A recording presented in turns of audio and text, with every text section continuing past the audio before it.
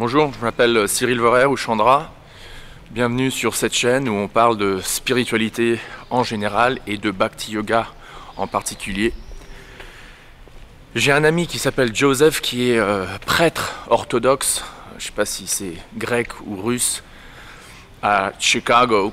Il a 350 familles sous lui, entre guillemets. Et il m'a dit un jour, je crois qu'il y a 1 an ou 2, il m'a dit, tu sais quoi Chandra, en fait, les gens, ils veulent juste savoir que Dieu les aime. Et donc dans cette petite vidéo, je vais donner un exemple particulier de la tradition du Bhakti Yoga, en particulier en faisant référence au 7e chant du fameux Bhagavad Purana ou Srimad Bhagavatam, qui décrit l'histoire de cet avatar mi-homme, mi-lion, qui s'appelle Nrsimha, qui vient à la rescousse, qui vient protéger son cher dévot, le jeune garçon Prahlad. Et comment, contrairement au christianisme, avec tout respect, où il y a cette notion que Jésus a dû donner sa vie, a dû sacrifier sa vie, a dû mourir carrément pour le bien-être de l'humanité, dans la tradition védique, ou en tout cas du Bhakti Yoga, du Vaishnavisme, on voit le même thème de protection de Dieu envers l'âme. Par contre, il n'y a pas besoin de sacrifier quiconque.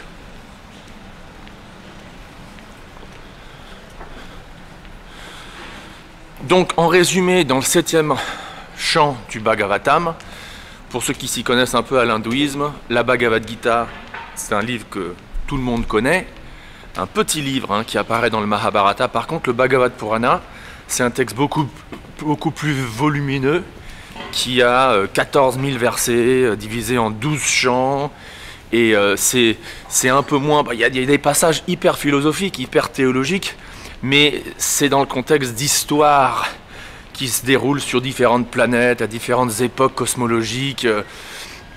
Donc il y a moins de philosophie abstraite peut-être en général, comme on trouve dans la Bhagavad Gita, et plus des histoires.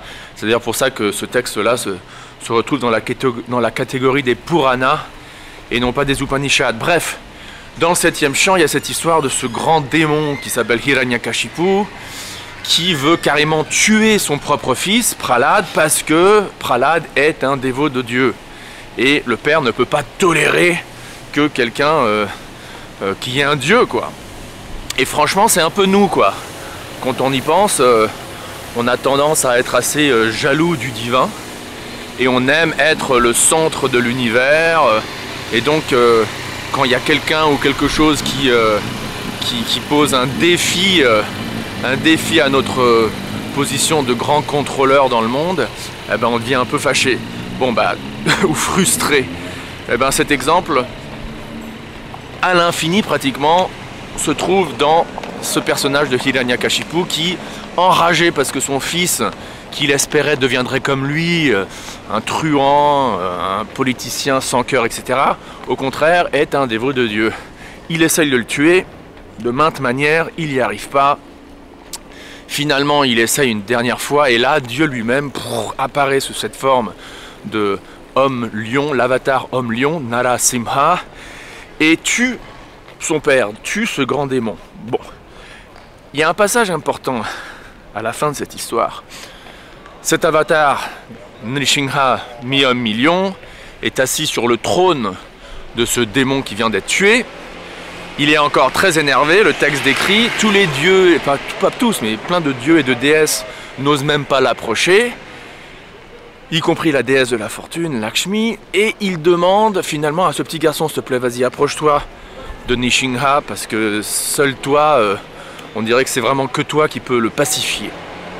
Ce garçon, donc qui vient d'être sauvé par cet avatar, s'approche de Nrsimha, se prosterne à ses pieds, et là, c'est là que c'est vraiment intéressant. À ce moment-là, cet avatar Nrsimha, c'est décrit dans le 7e chant, 9e chapitre du texte, que cet avatar de Dieu devient extatique, devient carrément extatique, devient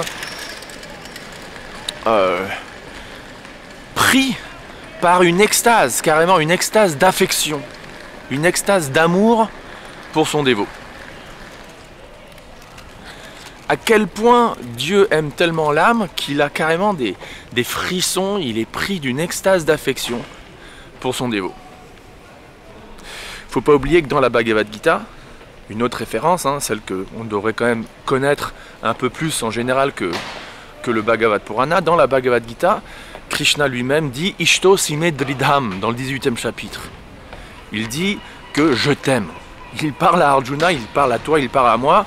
Il dit « Ishto sime dridham » « Tu m'es très cher, tu es très aimé par moi ».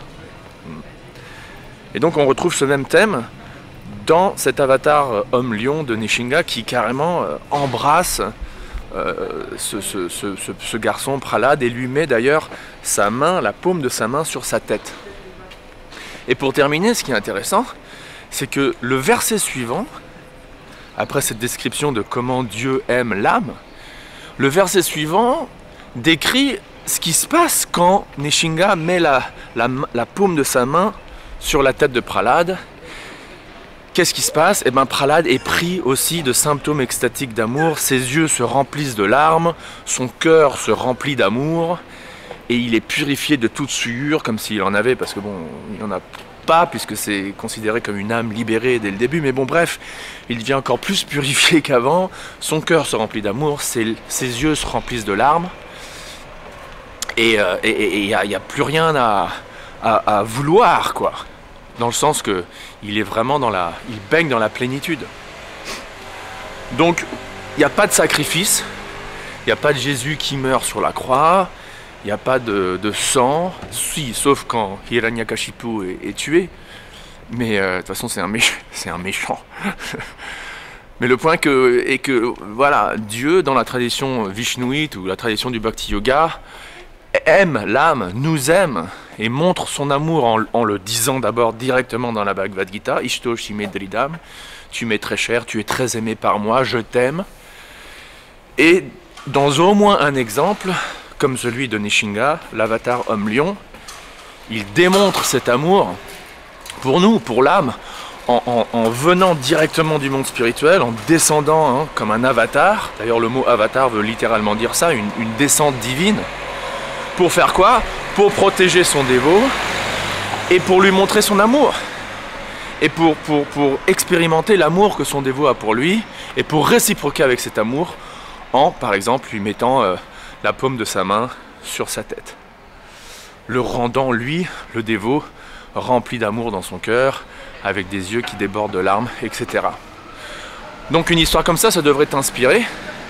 Ça devrait t'inspirer à avoir plus de foi en Dieu, à croire que, bah oui, en effet, peut-être que je suis en effet une âme dans un corps matériel, qu'en effet il y a un Dieu, pas seulement une énergie, mais carrément une personne suprême, et que cette personne suprême, bénévolente, m'aime, et que si je montre mon amour pour lui, eh ben, il va réciproquer d'une manière extraordinaire. Et donc si on continue à avoir cette attitude de croyance en un Dieu personnel, et si on continue à vivre notre vie de telle manière où on reste connecté au divin de manière quotidienne, en par exemple récitant des noms de Dieu de manière quotidienne, comme par exemple nous on fait sur cette chaîne, on chante Hare Krishna, Krishna Krishna, Hare Hare, Hare Rama, Rama Rama, Hare Hare, ou n'importe quelle autre pratique théiste de dévotion à Dieu, eh ben on peut avoir l'assurance, on peut avoir la foi que notre vie sera bénie, malgré les hauts et les bas, malgré les souffrances inévitables d'une vie en ce monde matériel. On pourra au moins avoir la rassurance et l'espoir que nous vivons avec la paume de la main de Dieu sur notre tête. Merci d'avoir regardé et à bientôt. Hare Krishna.